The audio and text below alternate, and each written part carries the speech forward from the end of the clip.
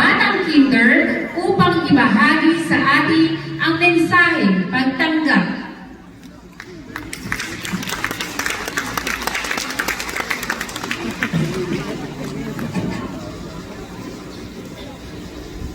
Dati po, Public School District Supervisor, Dr. Antonio M. Ibagan, na ating punong guro, Mrs. Amparo or Salazar, mga guro, panauwi ko naman, at sa kapwa ko kamag-aral, na magsisipag-aralan na.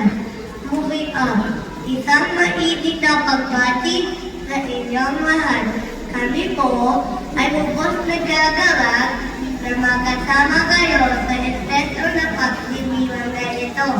Ang aming moving up na may temang Pilipinang nagpagtapos hanggang mamulong ng may kakayahan at may mabuting pagkatao. Ang awa na ito ay tanda ng aming pagsisikap at tagumpay sa tuwang ng aming mga guro at mga magulang. Sama-sama po natin ipagdiwa na aming natamo at ang panibagong yugto para